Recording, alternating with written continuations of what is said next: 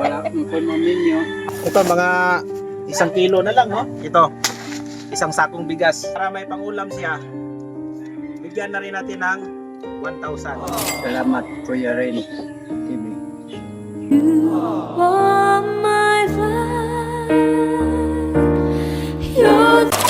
Mga boka? Asa man nyo ha? Kani? Isa may kauban ni mo diya? Ikaw ra? Ari dapat daplin na riyo. Ari istorya ta. May nakita tayo na matanda, walang kasama. Asa man imong balay? Kani? Wala kay anak, tay? Wala.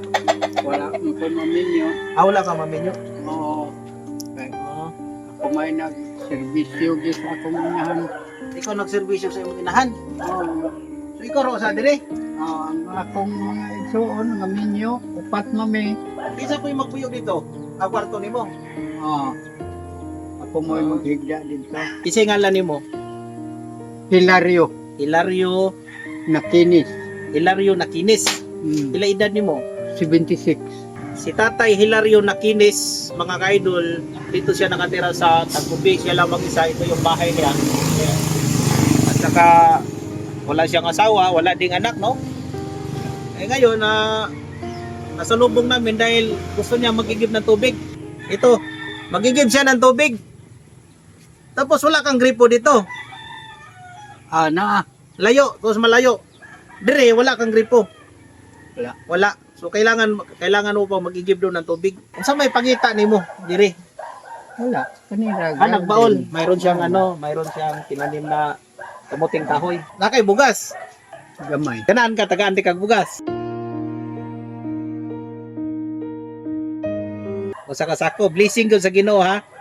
Ito mga ka-idol, blessing siguro sa Ginoo kay deserving talaga si Tatay.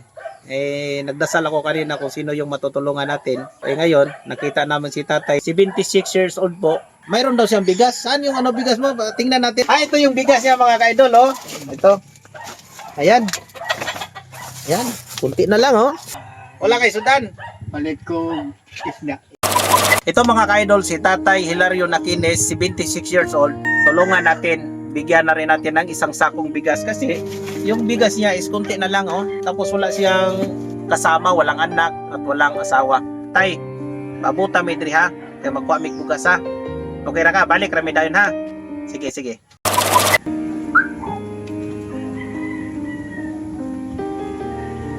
Bigyan natin ng bigas si Tatay dahil yung bigas niya kunti na lang. Ito, isang sakong bigas. Para may pangulam siya, bigyan na rin natin ng 1,000. Ito, sa'yo na to. Pasalamat sa Ginoo. Daghang salamat sa Ginoo. Nanay blessing ang maghatag kanako. Ang pingkanunay niya, pasalamatan ginato ang Ginoo kay instrumento ra ko aning kalibutan na. Ha? So mga ka-idol, wala siya magdahom nga siya blessing ro hapon na.